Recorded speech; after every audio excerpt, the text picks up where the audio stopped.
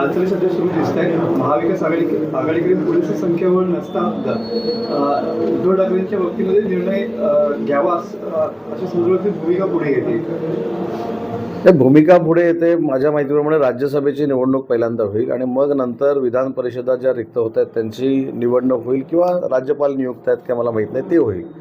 परंतु संख्याबळावरच ही निवडणूक असते आणि 237 आमदार हे आमच्याकडे आहेत. समोरच्यांकडे किती आमदार आहेत हे तुम्हाला माहिती आहे.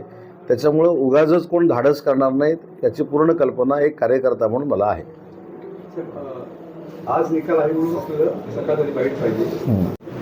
देवखेळ या वेबसिरीजमध्ये कोकणातील जे शिमग्यामध्ये प्रामुख्याने असणारे संकासुराचं जे कॅरेक्टर आहे हे अक्षरपणे कुठेतरी दाखवलेलं आहे. आपण देखील निर्मात्याशी चर्चा केलेली आहे. काय सांगा? देवखेळ ही वेब सिरीज ज्यावेळी सुरू होणार होती त्याच्या अगोदर जो ट्रेलर सुरू झाला त्याच्यामध्ये संकासुराच्या बाबतीमध्ये आक्षेपार्ह काही असल्याच्या गोष्टी आमच्या कोकणातल्या जनतेनं पुढं आणल्या.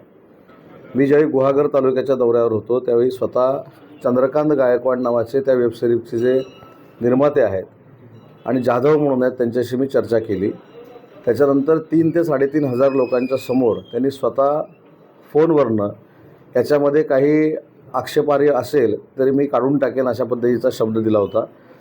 आणि पुन्हा अशा पद्धतीचं जर काही आक्षेपार्ह असेल तर मी आता मुंबईला गेल्यानंतर चंद्रकांत गायकवाड आणि जाधव हे जे 2 निर्माते आहेत त्यांना बोलवून घेईन. मी स्वतः त्याच्यामध्ये नक्की संकासुराच्या पात्राचं काय कशा पद्धतीनं आक्षेप आहे हे स्वतः बघेन. तज्ज्ञांना देखील दाखवण्याचा मी प्रयत्न करेन. परंतु कोकणाच्या संस्कृतीवर बोट दाखवण्याचं काम करणारी एखादी जर वेब सिरीज असेल तर त्याचं समर्थन मंत्री म्हणून आणि कोकणातला एक ग्रामस्थ म्हणून मी कधीही करणार नाही.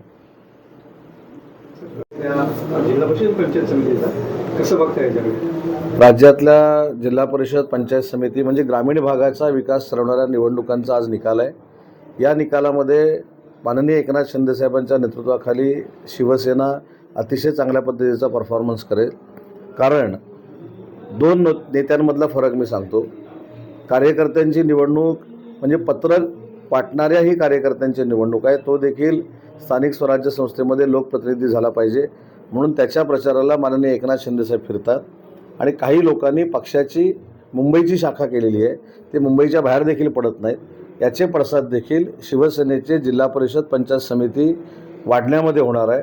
आणि काही लोकांना फक्त एकनाथ शिंदेसाहेबांवर टीका करून जे स्वतःचं दुकान चालवायचं आहे ते या निवडणुकीनंतर बंद होणार आहे.